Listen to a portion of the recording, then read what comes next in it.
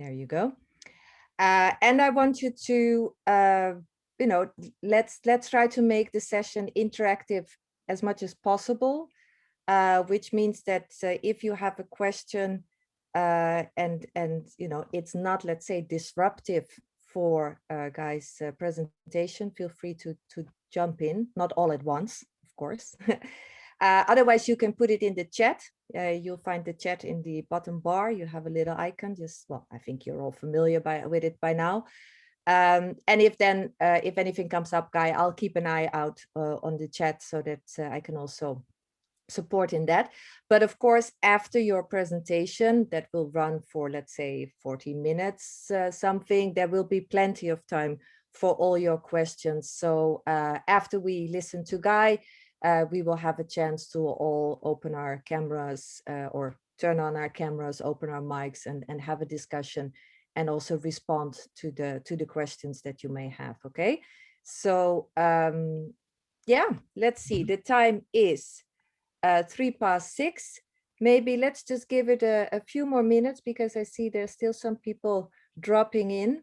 In the meantime, we'll just wait for those last people. But again, thanks everyone for joining. Thank you, Guy, for doing this for us, of course. And I'm gonna just quickly step out and I'll be back in just 1 second.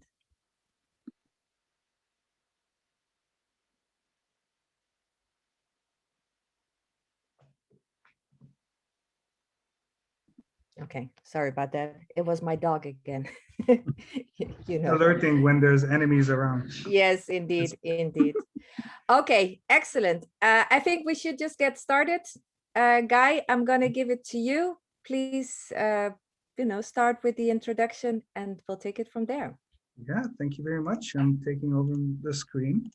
Thank you very much for having me as well.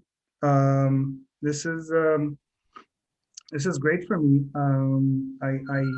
I really like SAE and I really like the program, and thank you very much for inviting me. About the question, definitely there will be a lot of time in the end. I'm sorry if I'm during the presentation not always aware of the chat, so there will be time after the presentation for all the questions in the world. So welcome to Games as a Product. By me. I'll start with a short intro. My name is Guy Zaidenband. In 2001, I've started working as a QA.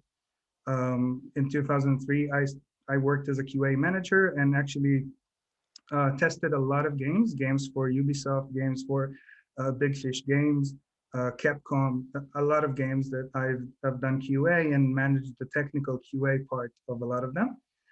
In 2008, I've decided I want to develop games myself and create games myself, and actually moved to the Netherlands to do that. In 2009 till 2012, I've worked in relationship and publisher relationship with publishing companies across Europe and from the US, and actually did some game design. But in 2003, I joined a startup in Israel, and that was also like deep into the exploding mobile free-to-play game. And we actually worked on a few mobile games where I was the product manager and did more than just game design, because there was the business aspect of the startup, and that had to be noted. And I fell in love with it because I'm kind of like on the verge between a technical person and an artistic person. So that was very, very position that I really enjoyed and got into very comfortably.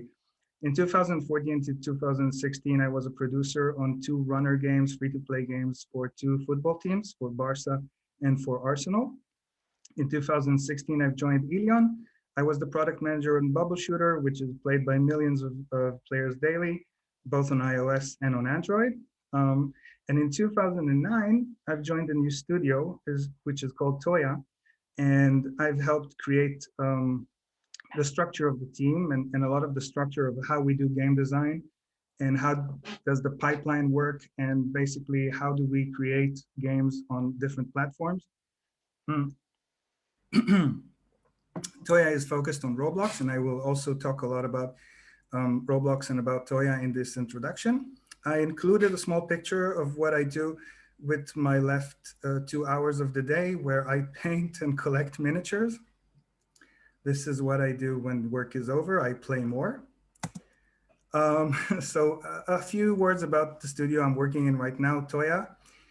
Toya is a female-led studio, is partnering with the biggest platform in the gaming industry to develop and promote games that reflect equal opportunity, diverse characters, and more dynamic storylines across the gender spectrum. Toya is targeting a growing base of more than 1.2 billion female players who are currently overlooking 160 billion worth gaming industry.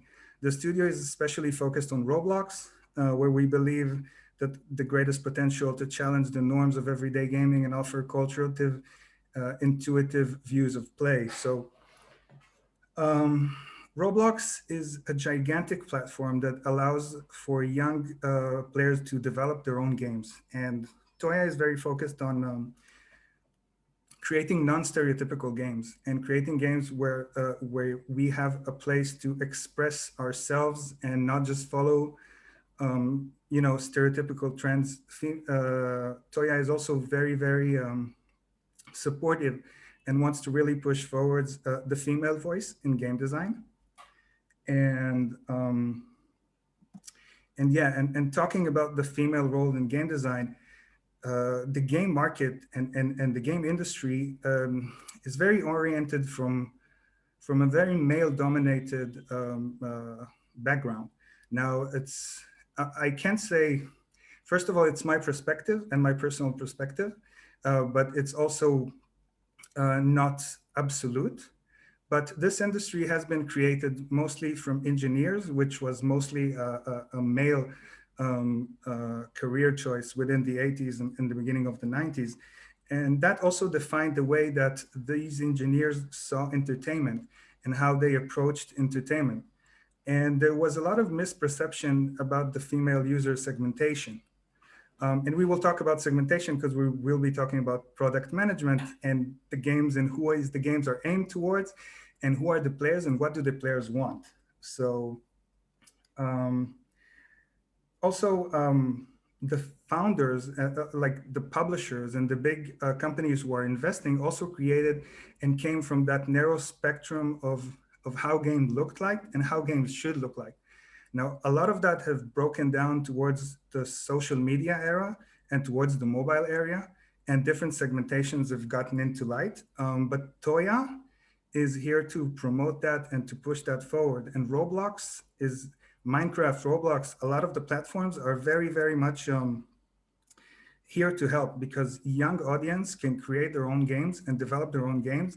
And they don't have to be strict by the stereotypical perspectives that previous generation had to follow. Now that game design is much more open to most audiences. So there was a research done in a few universities in 2017 about the demographics and about the types of users and what games are they playing. So a lot of new genres of games who were like very much a minority within the 90s and 2000s, such as building your own farm and taking care of animals, taking care of your avatar, let's say The Sims, for example, and games in that kind of genre really brought into light within the social and mobile era. So I think this is a great opportunity and this is a very good age for that. Roblox itself currently has over 30 million kids playing every day and creating their own games. And this is just about to expand. Roblox is just on its way to becoming this giant metaverse of universes of different games where you can jump with your friends and move from one game to the other. So I think that me as a product manager and Toya as a company really think that this is the best place to create some kind of a change towards the future. And most of that change has been done in the free-to-play game world. A free-to-play game industry is over 50% of the profits of the global game market by this year. And the beautiful part is only 2 to 5% of these users are actually paying to play. 98% of the people who are currently playing and playing on all these social media and all these social networks are not paying to play. And this is why these companies, and this is why everybody in the industry has shifted a bit to the direction of the studio structure to include a product manager. And this is kind of like where I come into the picture. Um, so we will talk about a product manager very, very soon. But first of all, every studio works as a business. And how does a game studio works as a business? And what's the difference between traditional businesses? If you look at the game as a product, and if you look at game studio as a business, then you know that the biggest goal and the thing that will make sure that the game that the game doesn't die, or like that the studio doesn't close, is the creation, is the ability to generate money, to create revenues. And this is why we need to start looking at games as a business. And this is why a lot of companies work in free to play look at business look at games as a business, and require this position of a product manager. So all right, so yeah, every business has costs. And if we're looking at the traditional industry, it kind of resembles building a rocket. You want to plan, and you want to map, and you want to technically engineer, and you want to test your game, and then you want to launch it. And if that game doesn't work, and if that game doesn't do well, you hope you have enough money to pay the salaries for creating the second rocket and the third rocket.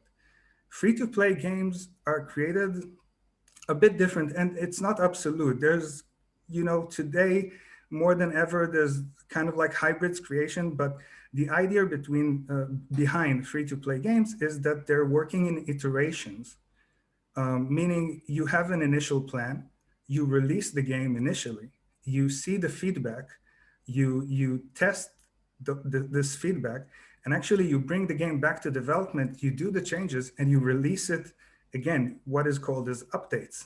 Now you have updates in all the other games, but in this field, you can actually create very, very deep updates, and really work in a way that you can change the focus of the team by a monthly iteration, meaning every month we test something new, and then we plan the next month based on the results. Or we can even do it in a bi-weekly, like every 2 weeks, we take a moment to stop, see what worked, see what doesn't work, and continue to plan what's the next update gonna be. So yeah, so this comes to what is a product design, and this was the end of the intro. And now we're gonna talk about what product manager does. I will drink some tea. Thank you for being with me. So when we look at the game, we look at the very from a very macro perspective. We see a concept that is supposed to create fun. We see something that players should come and interact with. There's developers, there's artists. They're the ones creating the fun. The players are the ones playing it. At the end of this product, there's actually feedback about, I liked your game, I didn't like the game. People have bought it, people said nice thing about it, people continue to play, and people just left it. Now, I see the same thing, and a product manager sees the same thing, but since it's coming from a more mathematical, analytic business side, development is really cost, players are really users, art is really cost, and the fun is actually a product. You're generating fun. And all of that creates actually revenues, because people are paying and people are buying, but the feedback becomes data. Data I can work with, data you can understand and get insights from. And yeah, and it becomes a digital product most of the time that helps us do this cycle very, very fast. But this creates a game into a product. So as a product manager, I have a few goals and a few things I want to do. The first of them is understand who is my target audience. The second of them is to see if my game is healthy. And I do that by looking at KPIs, which is the most important thing of a product manager. This is how I make the decisions, how we make the decisions. And once we have these KPIs, we know how to improve and how to work in this iteration that we've been talking about. And basically at the end, we will be smarter, and the future will hold us to create more successful games and more profitable games that will pay the salaries for our developers and our artists to continue to work on new games and actually create this from a missile trial to see if it flies or if it crashes into something that is sustainable, into a studio where people are coming back to work and can last for years and can grow and can become smarter and basically create better games. So the first thing we're going to look at is the target audience. So the first thing that we do is as a business, and when you're trying to make a game as a product, you're trying to see who you're aiming the game at. We see the segmentation of the type of users who are playing the game, and this is why I said that it relates to my intro about the female demographic and stereotypes and things like that. Now I'm basing this a lot about a research I really like that has been done in 2017 about likes and dislikes and conflicting interests of personas. A lot of you have heard very general concepts of how does a specific audience like specific games, and that mobile games are usually aimed towards more female players or stuff like that, or towards different and specific personas. But actually it actually opened up the gaming market, because the spectrum is kind of like increased, and these social medias and mobile devices have allowed us to create more types of games that are different and that are more native to the platform you're playing the game on. If in the past, most of the games were like fighting games or stuff like that, it was because also the media and the type of socialization around it was mostly focused on that genre. And now it kind of like opened up, and a lot of new personas, agendas, different people, different types of people can now like use games as entertainment, and they have different goals. They have different things they like. So I just wrote down a few of the personas that I'm looking at based on such researches. And obviously, when you're designing a game, when you're creating a game and you're creating it into a business, you need to understand who's your target audience. If there's a game you like and you're making a game for yourself, well, first of all, that's cool. And that's really, really like, you know, making the game you love is amazing. But if you have the responsibility of a business, and let's say, you know, let's say you're a father and you have to keep your kids busy for a week since you're locked home, you will create entertainment for your kids, but you won't create the entertainment you're expecting for yourself. You will create the entertainment your kids would expect to get them through that week and actually improve their life. So I'm looking at different personas here, and there's different personas. And what's important here is that some of these personas like specific things in games and dislike other things in games. So when designing a game and designing it towards a target audience, the first thing you want to look at is the personas you're going to look at, you're going to want to target. So let's say if you're doing an assassin type of game and you want to, you know, solve puzzles and fight and understand how to get into specific points and how to do specific things in a perfect way, and this is by research, pets and growing things and training troops usually is something you wouldn't want to spend your time on. Same with like playing with your friends. You would like to care and manage for your Sims, for your pets, for stuff like that. You would probably don't want to see them attacking and fighting, because you don't want them to, you know, to be destroyed, even though you took care of them for so long. Now, this is not obviously absolute. There's creation and there's your own personas and there's different personas, and you can always create whatever you like. You should probably do this chart for yourself and understand what the game you want to work on. But for example, the third one is be a destruction player. He would like to build cities and build armies. Making sure they're hungry or happy is usually something he would dislike, because he's on his way to conquer a different land, to conquer a different universe. He doesn't want to have to make sure they're happy or sad only if it's something the game requires him to do on a technical basis. And I'm going to jump over the explorers because this is also role playing. This is very interesting, but I want to get to time management and upgrades. And the way I want to get to time management and upgrades, because this is usually a very, very big persona that has been going on social and mobile media. And it's usually connected with the female audience. And they usually have some dislikes towards journeying, towards attacking, and towards fighting. And that kind of became this misperception that that specific genre of players only exist because because of their gender or stuff or something like that. Because what I'm going to move into now is to show you this misperception is the target audience also relates to the platform you're in. And it's a very, very big deal and a very, very big difference that happened in this world. Traditional gaming, console gaming also affect your persona.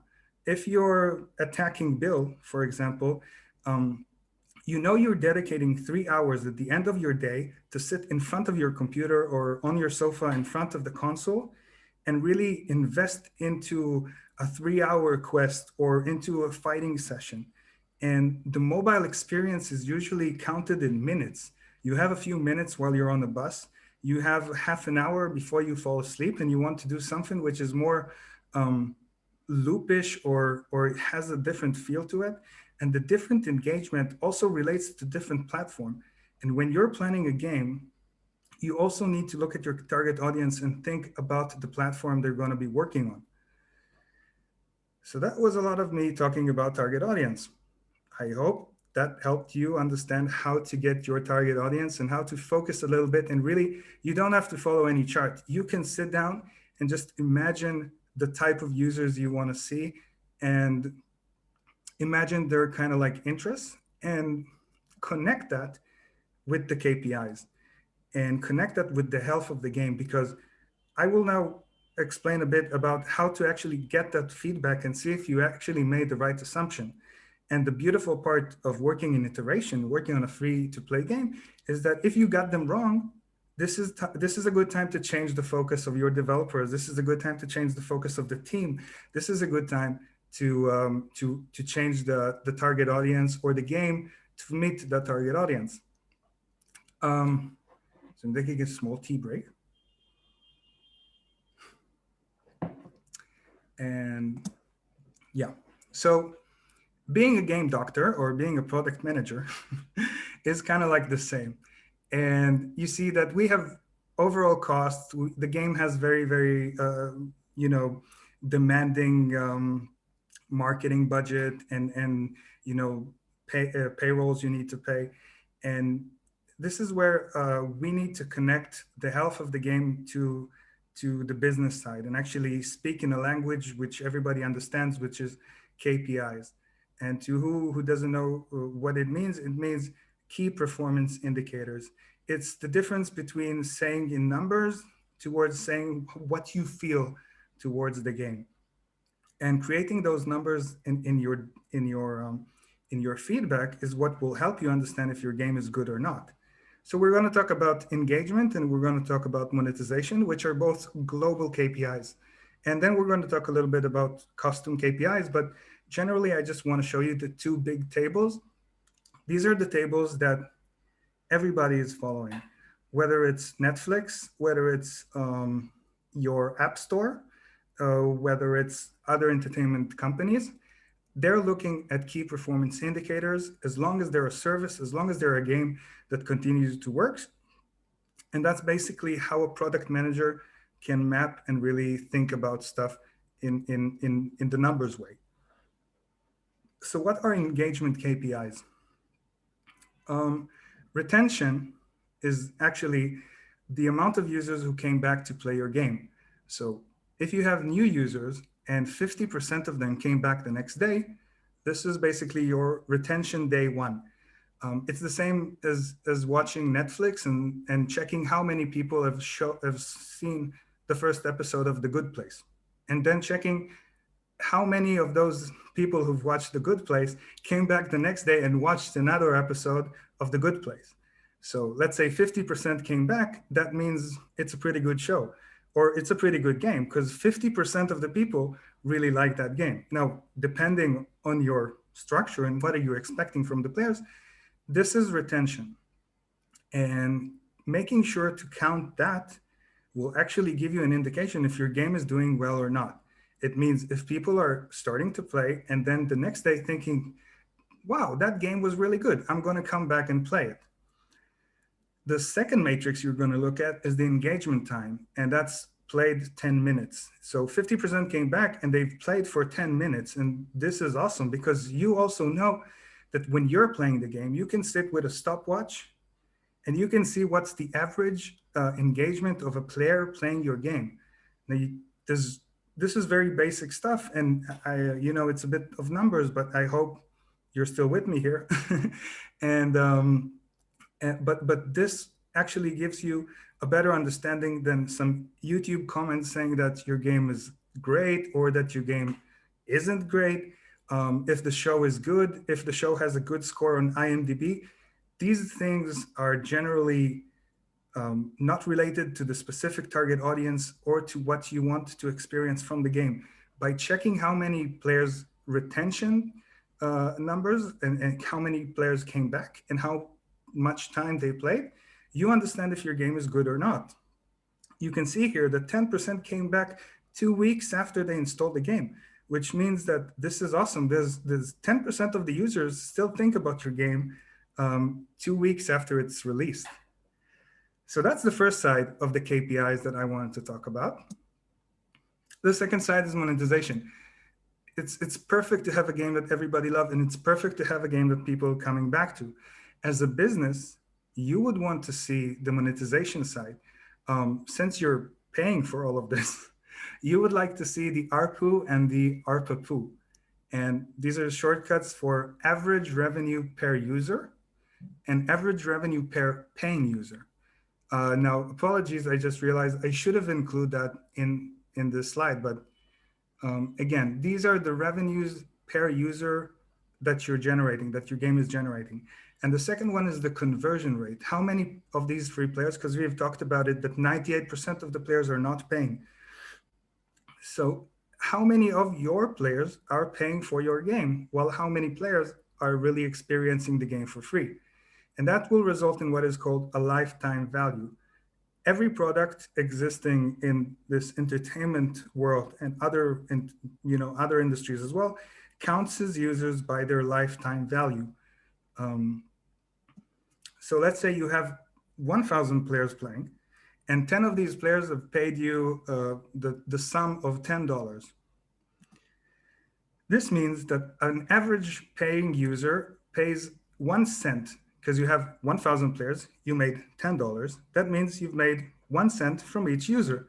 Even though what really happens is that the ARPAPU, the average revenue per paying users was $1. So 10 players paying $10, each of these players paid $1. And if you see 10 players who have paid out of 1,000 players who have played, that's a conversion rate of 1%. Now you have the understanding of how much money you would need to generate or what's the right KPIs to make sure that this game pays the bills, pays for the team.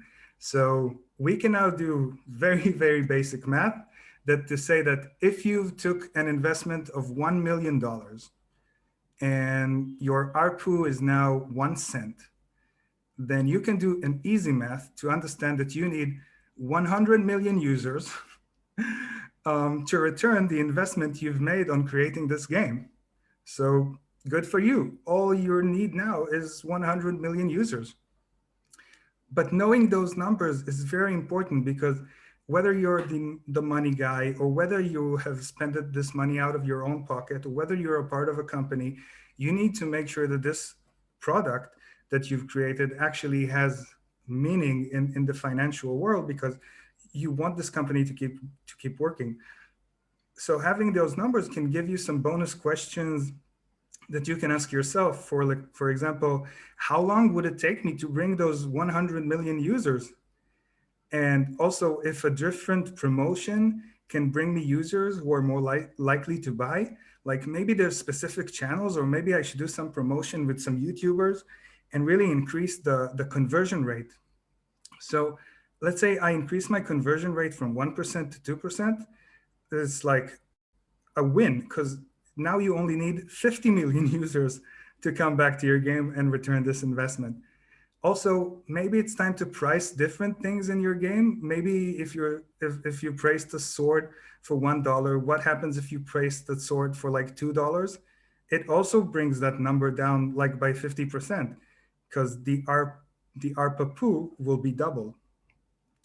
So now as a product manager, you can actually do the math and really answer to the stakeholders, or like the investors or your friends which you've created this indie studio with, and say, listen, we need to get 100 million users, otherwise we won't get our money back, or we change something in the game that makes this game more profitable.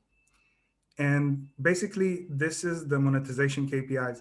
So on the one side, you have the engagement, the retention, and the session time.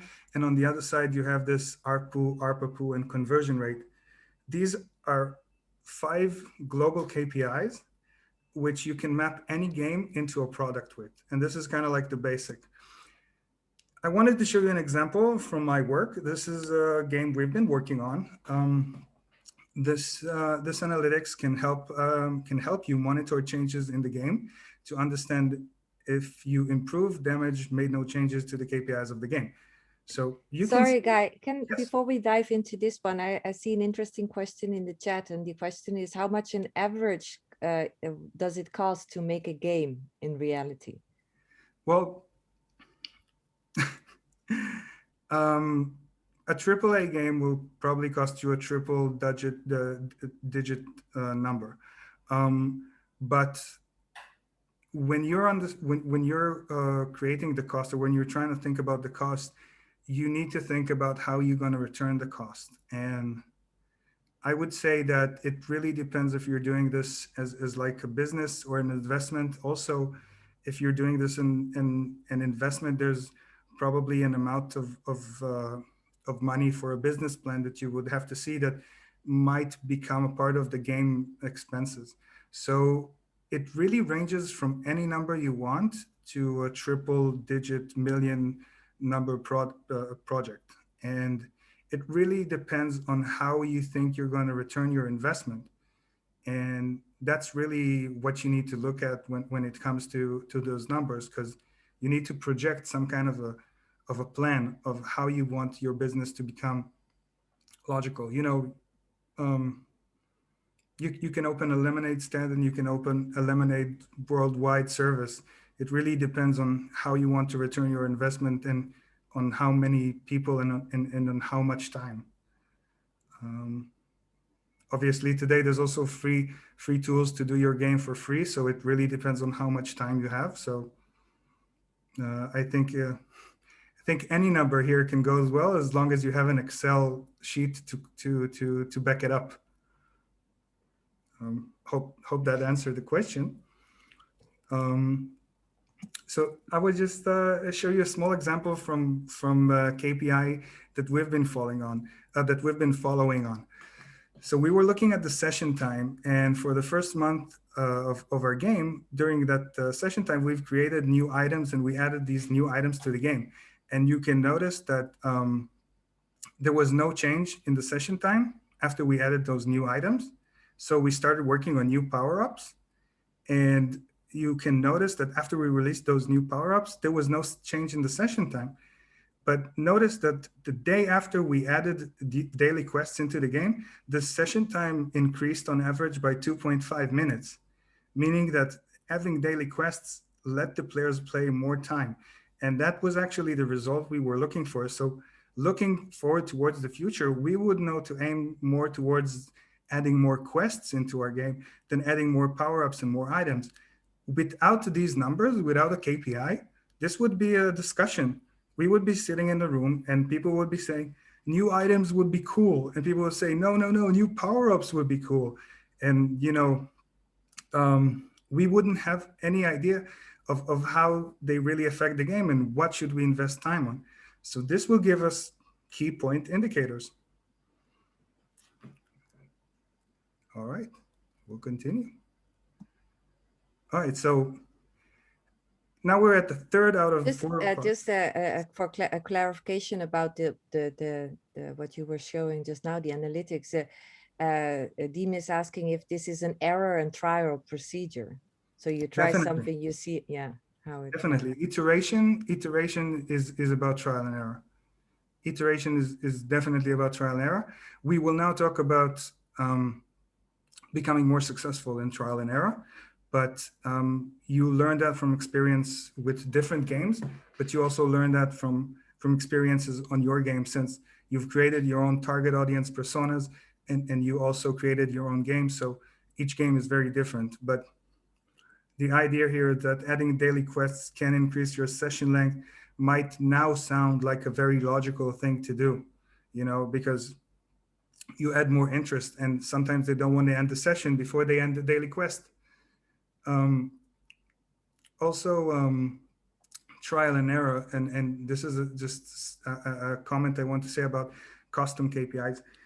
You can set any KPI you want in any level that will help the game designer or your developers as well. For example, if your game has currency in it and coins, you can have an average of how many coins do players win on their first day, and how many coins do these players spend, and actually create KPIs for your economy. So you can see that you're not throwing too many coins at them, or you will notice that if you're throwing more coins at them, they stay in the game to spend these coins on other things. So you can create custom KPIs and not just global KPIs.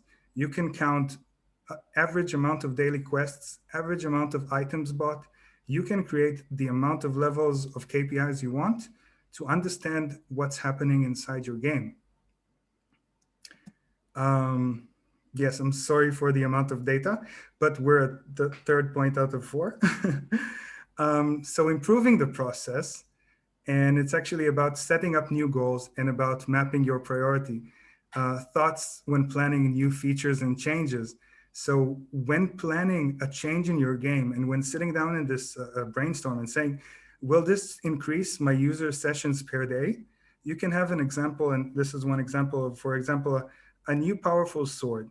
This increased the ARPU, and by that it means it increased the sales because more people bought this sword, and we've increased our chances by 33% to return the investment and actually create profit from the game.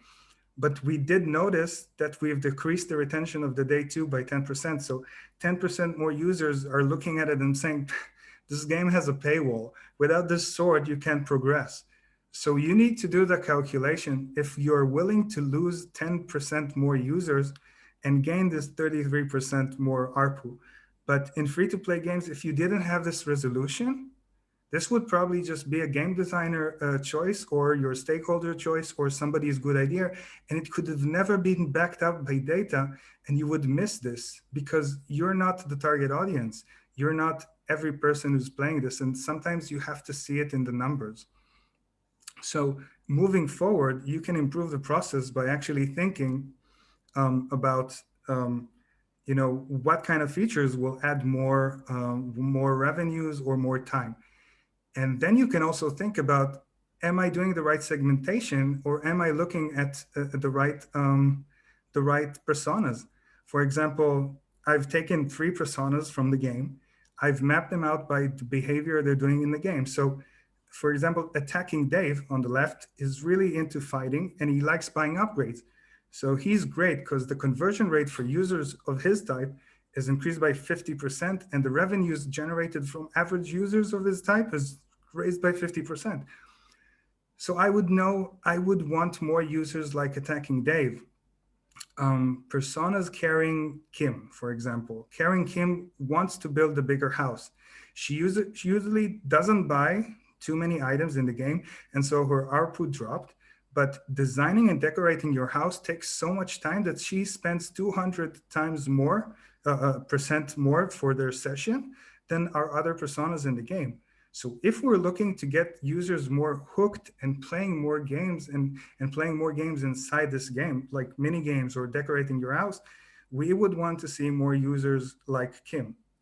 Or for example, Premium Bill on the right, he always spends real money. He needs vanity items. He watches YouTube and streams, and he wants to be like with the gold sword and the diamond on his head. And his increasing of the conversion rate is amazing. But to cost to advertise and to make this streams and YouTubes is really expensive. So we need to do that calculation and well as well. And that can also goes into a product decision. Do we want more users like him? And are we willing to pay for advertising so much? And is it there enough vanity items in our game once we invite those people? So this concludes into our fourth and last subject, which is how the KPIs makes you successful. Iterations and, like you said, trial and error actually creates priorities. You have 10 development ideas, you have a few developers, you have artists, and they have a list of ideas of how to improve your game. There's also budget, and there's also investors or stakeholders or your friends, and they need to understand if we need more team members. Are we growing by time, or does this game just doesn't work and we need to kill it? And now we create questions such as which personas should we aim the advertising? What are the cost of a month of work on a feature? And how are we expecting that that feature will return the investment or increase our matrices? So having those KPIs lets us answer those questions more intelligently or more scientifically than just how we feel toward the game. And I think that kind of like relates a bit to Toya, because misperceptions of segmentation is all around us. And what we see is usually not the global KPI. And that's something that I'm doing as a product manager. And these are my points on product management. And thank you very much. I will Excellent. Thanks, Guy. I think you raised many questions, and I'd like to invite everyone to just fire them off. Not all at the same time, of course. I have one here in the chat, which is not directly related to KPIs, but I do think it's very relevant for the gaming industry. And the question is piracy of a game that you created a problem? So. Well, that's a very interesting question. Usually, I don't pay attention to piracy. I think that first of all, if we look at it as piracy as exploit, since these games are live in a service, then yes, because that will hurt other players. But some players don't are not intended to play, are not intended to pay, are not intended to be a part of the cycle, and I wouldn't consider them, a part of the process. So, piracy, I think, would always exist and has existed in games as long as it doesn't hurt the other players. I don't think something I focus on. So what you're saying, if you have a clear overview of who your target audience is and how your KPIs are shaped, then Yeah. piracy is actually outside of that framework. Exactly. And and as long as it doesn't hurt the other players as well. Mm-hmm. Hey, can you tell, because I know you have a very exciting release coming up. Can you tell a bit more about that? Because I think it's also interesting, perhaps when you work with these big IPs, right? That actually spread over multiple, or let's say in different creative media products. So from films ranging to TV shows to how do you say all sorts of different products, and then it comes to you and it becomes a game, right? Yeah. So there's well, generally when working with brands and for example, right now we're working on the Miraculous Ladybug miraculous world for Roblox. And there's a few angles there that need to be addressed. First of all, is definitely um, the fans and the audience in the fan. And I think the biggest thing that we're doing is playtesting and making sure to include the fans inside our process, and reviewing their comments. I think is the biggest. I think is the most important thing to the process. Yet I take this process and get what they want, get what they need, they want out of the game and what they're expecting to get, try to create them into a persona, and then compare that to the game design and see that it fits. And then I also have to compare that to our monetization program, because this whole has to create some kind of a monetization value. So we would want to see where they as fans are willing to actually pay and support the game financially, and make sure that they're not getting negative feedback or some paywalls, or getting some negative response to the fact that it's a free to play game, but they do need to pay. So it's it's definitely a very, very interesting process, and I think you learn a lot about also psychology, and the loop, the psychological loop of what you're expecting to see and what you're expecting to take from this game, and how you yourself is really connecting with the characters from the series and what you expect to see from them. And then you have to get into a business model with all of this psyche, so it's a very interesting process. And So I guess you are just answering Abigail's question now, that if you enjoy working on this project and working in the company that you are right now, but you seem to sort of glow when you talk about this project. So yes, I glow when I talk about this project. Definitely, I think it's I keep playing the music from the series in my head as well. But I think as as an inner child, I would love to see my superheroes and my characters being shown on screen. And we've seen some good examples and bad examples of that.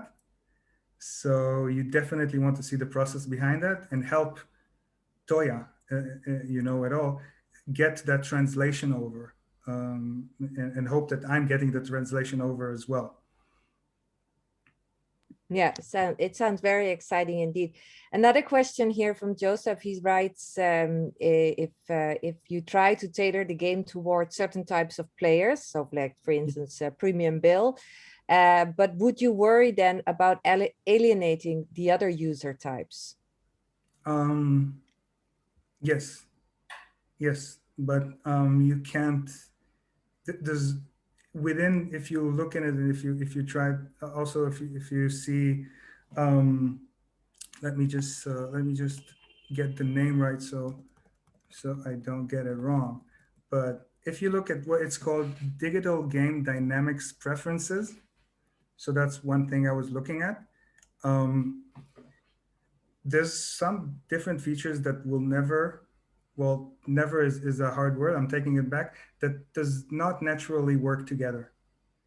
And it will be unfair to give some kind of an experience that doesn't give enough of each type to the players.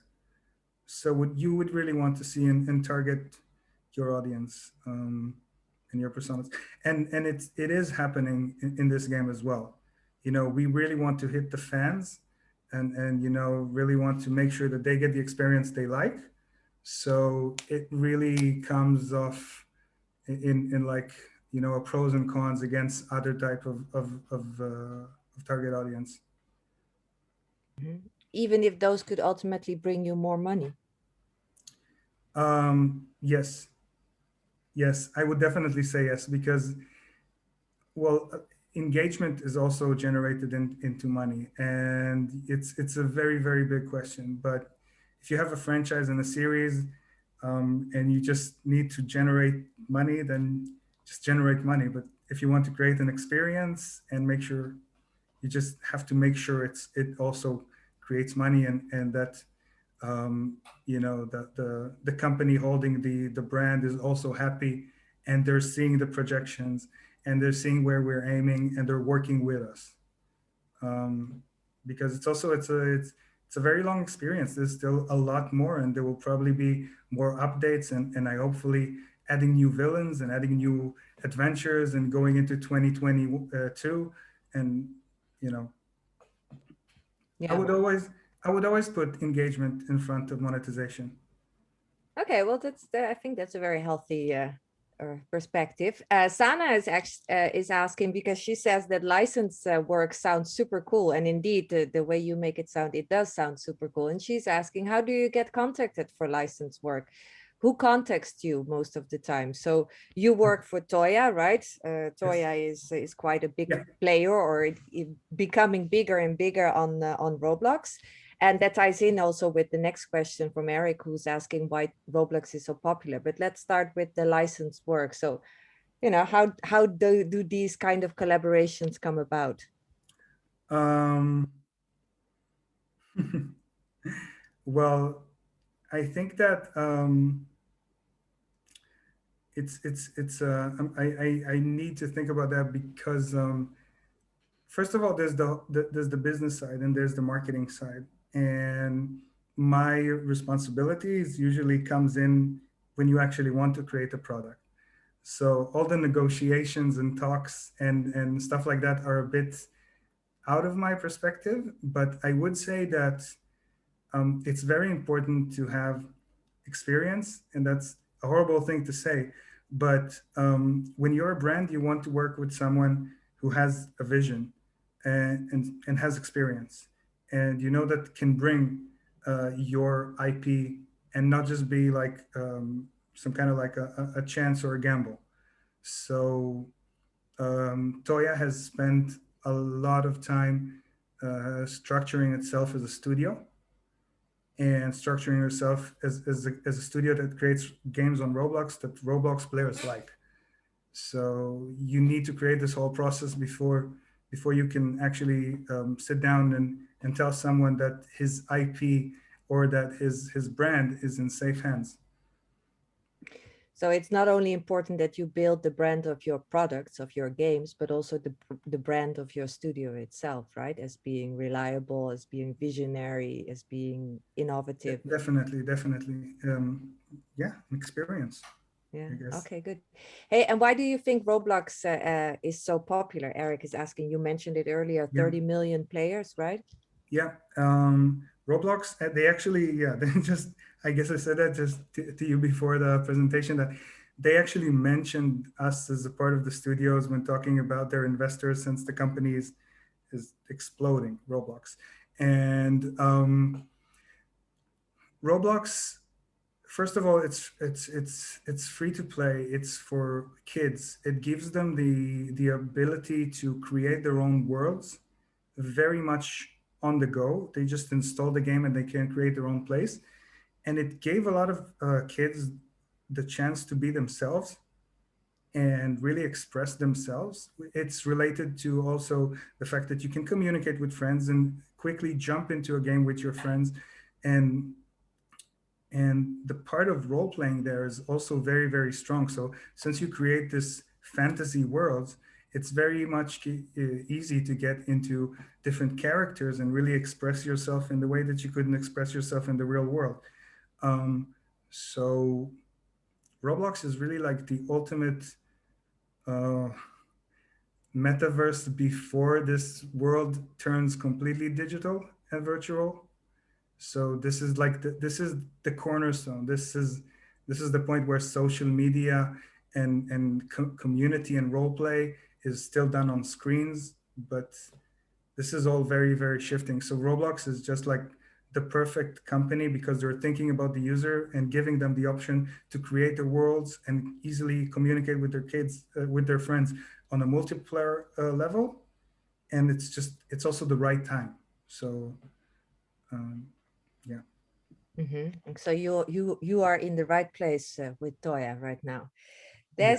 There's a few questions that are actually related to game design, writing for games. So one of the questions is if the writers from the series, so the Ladybug, if those will be involved also in the game, or do you need specific people for? Is there a difference between the storytelling in? I think that may be the underlying idea behind it. You know, the storytelling in film and the storytelling in game. You need different people to actually bring that across. The ideas. First of all, we are very much trying to stay true Mm-hmm. to the series and the storyline. Um, and there's a lot of communication. I think it's the way I can note it. I guess a lot of things are things I cannot share, but there's a lot of communication, and we're very much staying true as well Together. to Mm-hmm. the brand. Yeah. Yeah. Hey, and if another question is that, would you say that it is best to create a game that you want, or a game that you think will more players will enjoy? So, and also, what does it mean if is it a good plan to change a game after launch to match the player preferences or feedback, or, and this is another question from Antonio, but it ties in with this one. What happens if after launch you find out that your players are actually different from the ones you thought were your target audience? Okay. So, wow, some harsh truths. Um, so I will start with if you see I don't know exactly how to say it in that way, but if you see those bad KPIs, and you see that there's no engagement, you would I would recommend changing your game completely. I've killed 600 games at least after alpha launch over 15 years, and only 6 of them was I actually responsible. So that's 100 games a year that died on based of basic analytics. um, Okay. so the second part of this question is, it's always good to work on something you love and you connect to, but also feel free to get the experience as long as you can, get out of your own persona and actually look at players and what they want. If you can do that, I would recommend also doing games you don't personally like, because this is very good experience. This is amazing experience.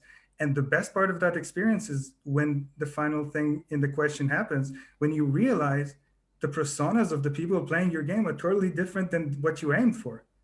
And that is that, like, like Zen moment when you know kung fu and you can tell the developers and the art, like, listen, I know we love this, but they love that. um, Yeah, that's it's so when you actually are able to how do you say, create a fun experience for somebody that is completely different from who you are and what you like and what you believe in, right? yeah, I think that's a very good moment in experience wise, if yeah, it's game design as and product management. Mhm. So reading and listening to comments and feedback from the community, that's the ones, the people that are playing Mhm. your games, that's probably like the core thing Yes. of to for the future and future updates of the game, right? Yes. And there's also research you can do before that. If you know the personas of people you're creating the game for, like a specific genre of games, and you haven't played all the games in that genre, then you need to start buying all these games and make more tea, um, and play everything. You know, if they expect your L2 to fire and your X to jump, because 6 other platformers are doing it and you're working on a platform and you've decided it's going to be the up stick, then you haven't done the homework. Yeah, that was just like a very general, but Mhm. I have another question here from Max, who's asking about how age ties into to the persona. So how does it relate? When you create a game, you must as well think about the yes, age yes. of other companies. What do you mean with that, Max? The A or other companies? Thank you for reading the chat as well. Thank Yeah, you yeah. so I'm much. sorry, Max. Would you like to ask this question directly? I'm not sure I'm translating it correctly. I'm not translating. I'm proposing it correctly. So, as you can Oh, see, mm-hmm, oh no, is it our age related, or is that yeah, yeah, yeah. our age related to the personas? When you create a game, you must well, there's a few things in play here, like a certification, like a PEGI or an ESRB, I think it's called. Or, yeah, but like these also play a lot of effects, but these also play effect um, on your product side, generally what you want and what you don't want to include. But personas also have ages, and ages also have different interest ideas. Like mobile games are usually played by a much older audience. This is an audience of people who are usually also within some kind of a career structure or some kind of a business structure, and this is their meditation time after work or on their way to work. And like and a 19-year-old just like on a break from college that can just grind quests for 24 hours straight and get hospitalized because that's two different personas that do not coexist like the same person. Okay, and here's a question from Alessandro. So if Max is how do you say thumbs up? So that was the correct answer, or not the correct, the right question you answered. So if the player asks you to add some features that are from other games into your game, is it okay to copy a little, or is it too risky? Yeah, definitely. If it works well, then definitely. Like I wouldn't suggest a 100% copy, but I would suggest a very healthy 50+% copy. If you're trying to tell a story, if you're trying to create some engagement, and there's already an interface that creates that in a different game, and it works very well, I wouldn't call it copy. I would call it like inspiration, research, and really use that. So if I understand correctly, even if it's not your IP, you could just, let's say, No, use if it's not somebody. your no, Oh, okay. No, don't no, that's fine. I think don't that's no. don't steal other people's IP. Yeah, That's okay. not what I wanted to say. Yeah, no, that's why I'm going. That's Okay. really bad. No, but of course, if it's a good idea that works in one game and it's your idea, you could use it in in other games as Um, well. I wouldn't say it like that. I would say if it's a good idea and it works in a good game, you would definitely need to take inspiration from that thing and from that game. Let's say if instead of a free choice, a game did something with three choice instead of just like going all over, and players love it, then you should consider if that fits you as well in some specific points in the game. If you really like the way some strategy game works and you're doing a strategy game, then try and stick and see what they've done correctly. Don't copy their material. But Okay, good. I think that was very important clarification here. don't steal Um, IP. Don't steal IP. no, no. Police don't like that. It does not pay. No. Um, so here's another good question from Eric. He's asking where the limit is on following KPIs without losing the game's personality. So if you only look at the numbers, Mm-hmm. do you perhaps miss, the real feel of the game? Yeah. Or if, the personality, as Eric says, that made it famous in the first place. Um, there should be a very good balance. There should be a very, very good balance, and there should be innovation and creativity. If you want to improve something, but the KPIs, if the KPIs just don't meet that, you need to think about the risk. If one of the risks is players not playing your game, and the second one is that you can't pay the salaries or you can't get to the projected revenues you wanted, this is where you should take your game designer and your developers. In Toya, we all brainstorm together and just say, listen, guys, we need to draw engagement and we need to find an innovative way to do that because We don't want the game to lose its personality. So this is where you need to be smart and innovate. This this is the difference between just following KPIs and being a good game designer or a good product manager. So you take the KPIs as let's say the guiding numbers, the guide So, the sort your direction, yeah, but you still try to stay true to the core of the yeah. game, right? So what the game really is about. You said something interesting, and that's actually also something Adam was asking about. But let's try to go from the beginning. That you all brainstorm together. So this is a game, especially from Toya, Yes, is now in this case is really a team effort, right? So everything. Yeah. yeah, so I'd like you to perhaps maybe explore that in a bit, maybe elaborate a bit, and then answer also Adam's question, which is a very important one. That is, when the game that was launched has turned out to be very successful, does the team responsible for the game gain some kind of bonus? And and if yes, how is that calculated? And if no, where does all the money go? Um, But first, let's talk about the team process. okay. And then first we'll talk about the team, then we'll give them bonuses. I understand the process. Okay.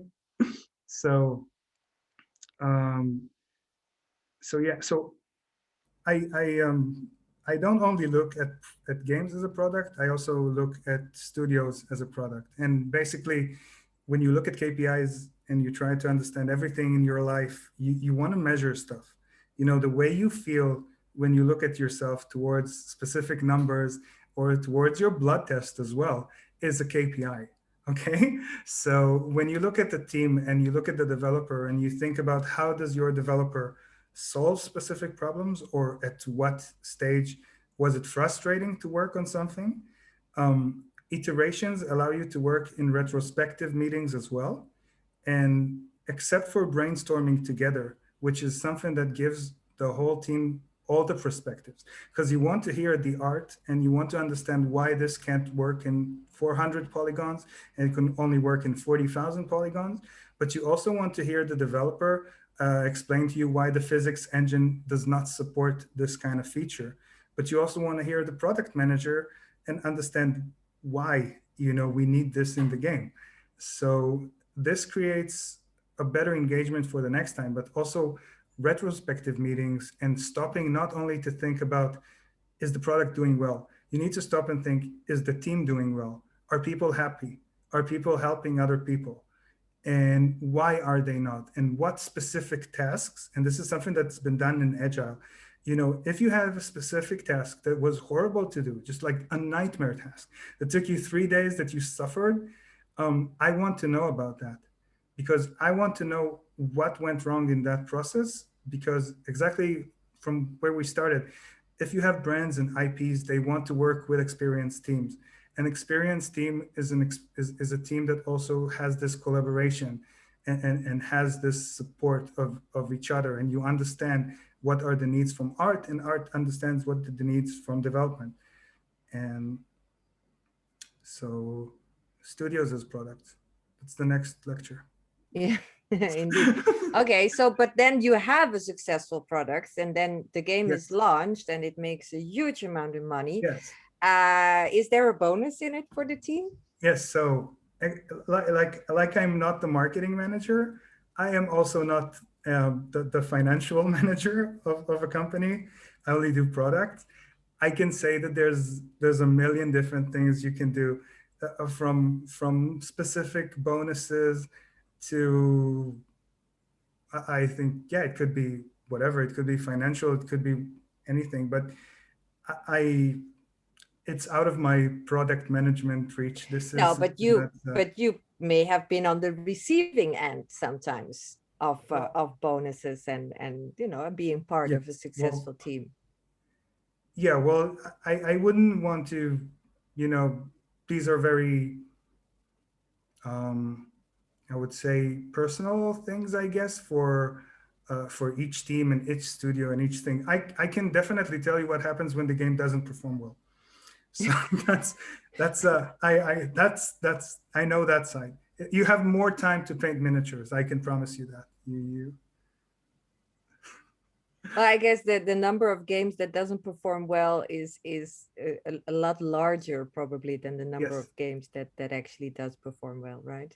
Yes, I would definitely not, if I create a budget and if I'm planning a budget, I wouldn't just like stop it after the first launch. I wouldn't say like I need a team up to the launch. I understand that there's at least, and there's a lot of game production, I think, articles or books you can read about game production, but there's definitely at least 100% more time to improve something post release, and it really also depends on the experience of the team. Um, I think in many cases, the first project you go into and the first time you launch it, the first time you find that critical bug is after the release at 12, at 1 a.m. So um, yeah, Okay, so you're saying that you shouldn't give up too soon, right? So that the release is only the first step, and that there are still chances should, also to make it better and to get a better result after in the how do you say it? The instances that come after the initial release. yeah, yeah. The updates, the iterations, you definitely want to plan this as a long run and have that. The release is just the first big step. Um, yeah. Okay, but then after a certain amount of time, it still doesn't work because Adam wants to know what happens then. Oh, So you it still doesn't work. What happens then? Is maybe the team disbanded? Are other people being brought in? you take a project and what I personally prefer to do and my uh, I don't know methodologically on that one is really to break down the parts who did work well and the parts who didn't work well. Whether we're talking right now about a studio and HR or something like that, whether we're talking about the game itself and it's the mechanics inside the game, the characters inside the game, the economy of the game. If you can map out what didn't work and what did work, then salvage the good parts. Um, Mhm. Okay, and that happens that you salvage the good parts and you put them into a new game yeah, and uh, and start actually all over again. we've created two games. One of them was like in a fantasy land, and the other one had pipes and all these factory thing. And just like the factory thing was so much better than the other one, and they had the same mechanics. So we had a third game that had different mechanics at all, but it was also fantasy. And I was just like, listen, just change all the graphics into factories and pipes. And that actually made the third game successful. So like the first game, we just like completely forgot about all the game loops and just took the art because the art was so appealing that it got people into the gameplay. We put that in a different game and it did the same thing. It was so appealing, it got them back into the gameplay. So you never know. You need to iterate. You need to test it. Yeah, that's a but and then how long does that do? This is Max again. How long does it usually take to finish the game? So are demos created after the game is finished or before? With demos, Um, there's two different types. I've worked in both ways. I don't have a specific answer because it really depends on the type of studio and the type of team you're building. There's you can really start from a more environmental art kind of way and really see how the game loops fit into it, or you can have a game loop and then try to understand what kind of like art or what kind of feature works into it. You do you do want to have a GDD with an overview of the whole game. So it's also okay if you don't have the monetization KPI targets you want, but you definitely want to think about the engagement. You definitely want to understand if your game can hold a session of X amount of minutes or X amount of hours, depending on the platform, because engagement is key in both sides. But it really depends where you want to start. Like I guess, yeah, first think about the engagement, think about the KPIs and engagement when building the game, when building what you want to build.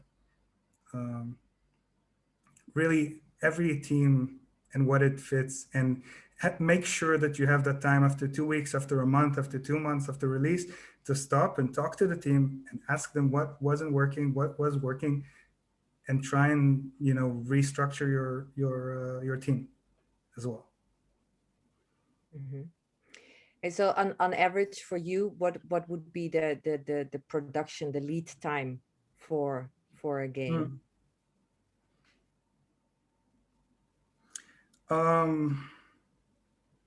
It's so related to the amount of team. It's so related to the amount of effort. It really, I'm not a developer and I'm not an artist. When I write a product documentation, when I write the GDD, when I work together with a game designer and write the GDD, I do stops.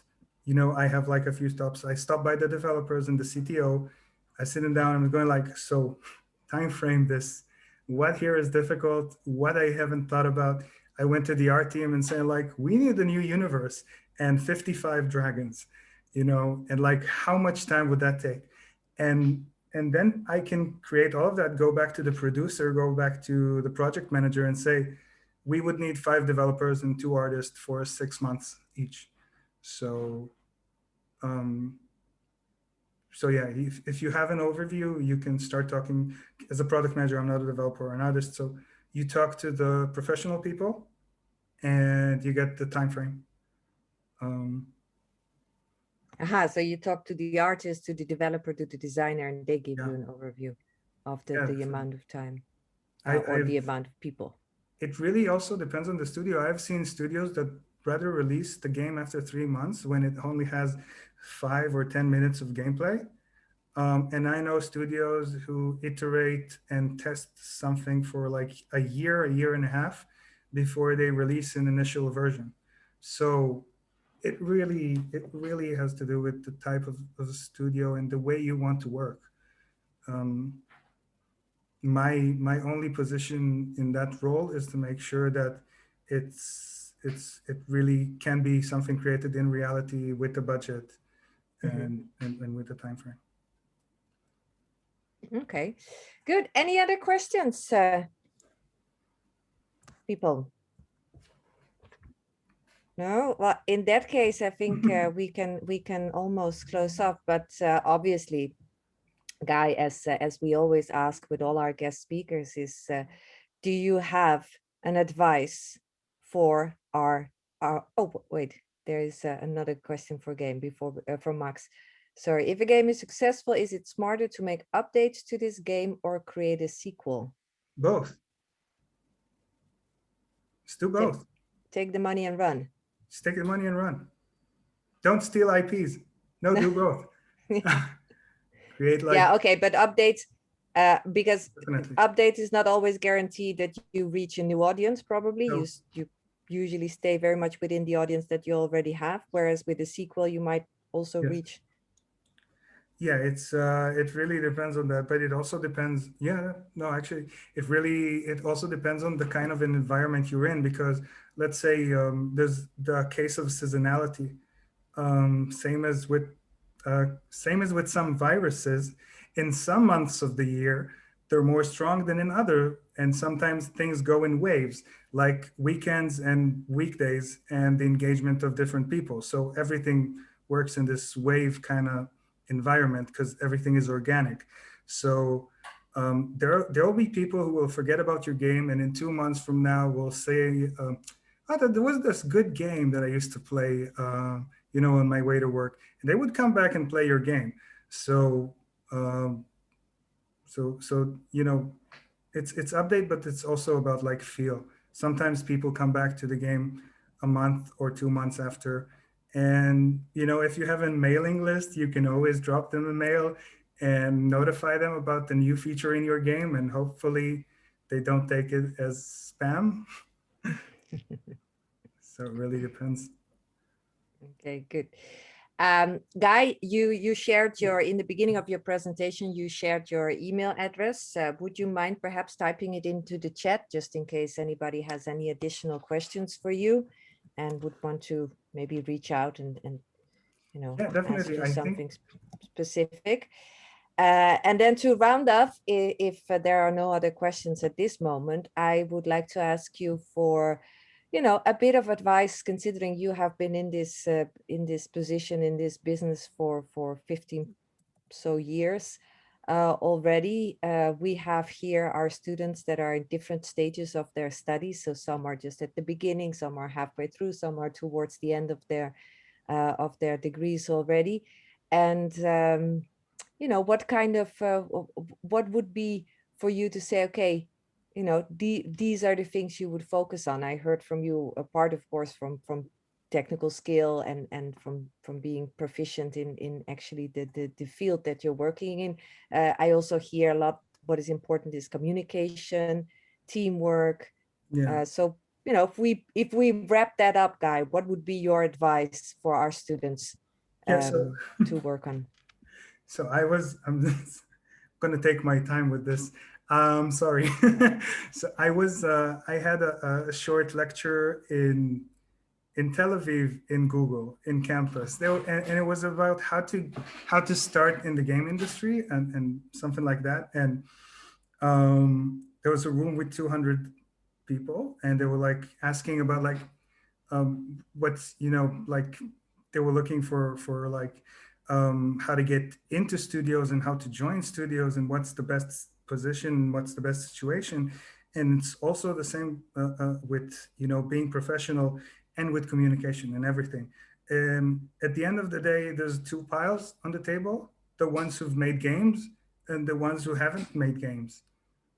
And that's all the difference. Just make games. Work in teams, find teams, go to global game jams, work, together with your other students, work with a team, try and create your own studio. Even if it's just indie and you're working at night, the only way you can practice communication in a team is being in a team and communicate. And the only way you can practice looking at data is getting data. So just make games, experience. Um, I think it's gonna be it. I think that's awesome. I think that's a very good point to perhaps round up for today's session, and leave our students and to go out and make games. Make games. So yes, I think that's probably one of the best pieces of advice I've heard in the last few years. So thank you very much, Guy, for taking time to talk to us today, to answer the questions that were in the chat, to share also your contact details. For the students, thank you very much also for joining. I hope you enjoyed today's session. The recording will be available shortly, so I will make sure that it gets to you through the virtual learning environment, through Canvas. And if there's any follow-up questions, you can always get in touch with your program coordinator on your campus, or of course directly with Guy, as he so generously shared his contact details. So that's it. Thank you very much, Guy. Thank you very much for having me, and thank everybody. You've been wonderful, and you've been great, and great questions, and thank you very much for surviving the presentation as well. So thank you very much. It has been fun. So everyone, make games. Thank you. Thank you very Okay. much. Bye, everyone. Bye, Guy. Bye-bye.